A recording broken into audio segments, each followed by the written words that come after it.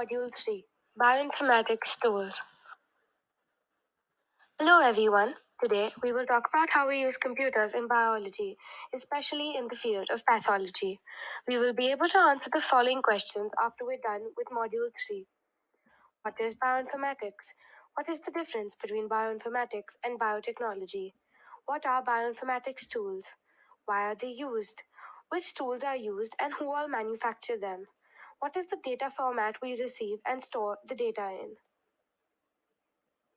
Firstly, let's try and understand what bioinformatics is. Bioinformatics is a multifaceted field combining parts of computer science, mathematics, and biology to interpret biological data. It is a recently developed science which has made the work of analyzing large sets of biological data quicker and more convenient by the use of computational tools. COVID-19, Spanish flu, and Ebola are just some examples of the epidemics we've encountered in the last century. Could anyone do anything to stop them without bioinformatics? The simple answer is no. So let's understand its difference with computational biology. Bioinformatics and computational biology are often confused for one another, but they are in fact completely different professions. Although they cover the same fields, bioinformatics is what compiles and analyzes the data, whereas computational biology is the practical application of the same. Biological data consists of all the data and information with reference to research on areas such as genomics and phylogenetics.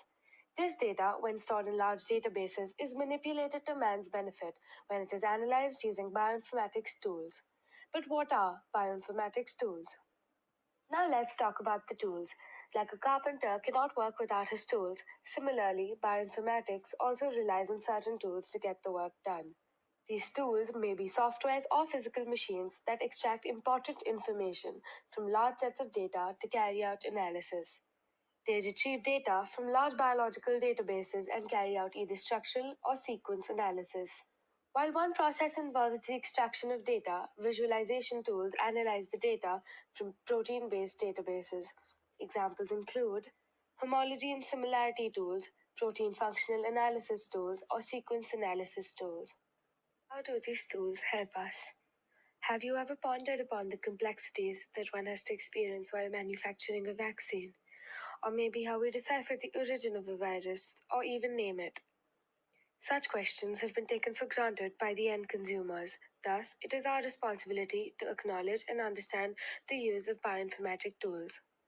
What if we were told to analyze the strains of the coronavirus? All we know is that there's an L strain and an S strain, but we don't have the capability to read the genomic code, right? What do?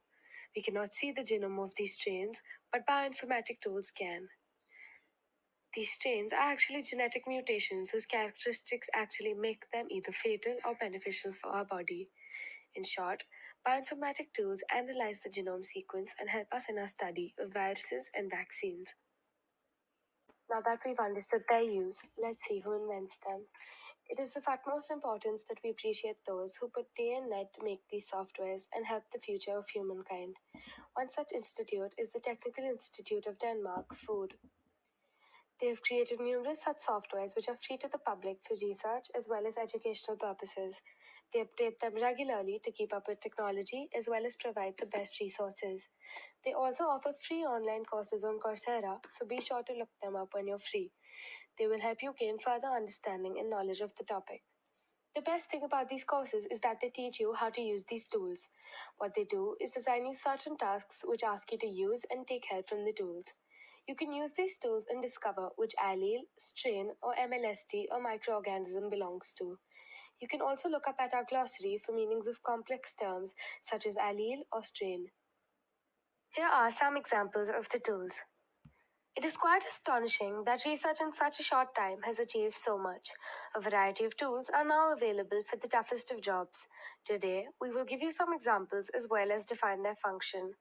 First, we have the RES Finder, which is actually a large database that helps us identify if a particular gene is resistant to an antibiotic or not. Then, we have EasyGene that tells us about the different genes present in different prokaryotic microorganisms. We also have Pathogen Finder, which, as the name suggests, tells us the probability of a pathogen causing a disease in our body.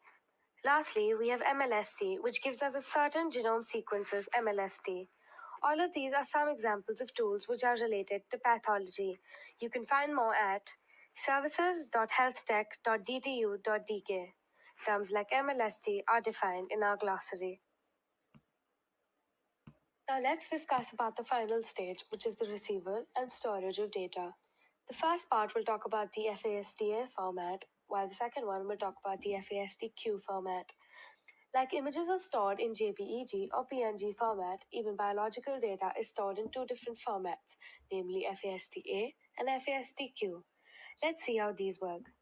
FASTA stores DNA information and uses two lines for a sequence. The first line is a header, which begins with a greater than sign and the ID. The following line is the sequence of data that can be single or multiple lines. However, every new sequence begins with a new header. But nowadays, data is preferred to be stored in FASTQ. So here, we will explain the second format, which is FASTQ. We generally receive the data from a sequencer, which is a bioinformatic tool, in short sequences which we call raw reads. These raw reads can be stored in FASTA format or FASTQ, but because we prefer the latter, we convert and store the data as FASTQ. FASTQ is basically FASTA plus quality score. In this case, a sequence is of 4 lines. The first 2 lines are taken up by the ID and DNA sequence. The third line is a comment line and is not mandatory. And the last line gives us a PHRED quality score. This score shows us how well the nucleobases have been identified by the automated tools that sequence the data. This brings us to the end of Module 4. Thank you for watching.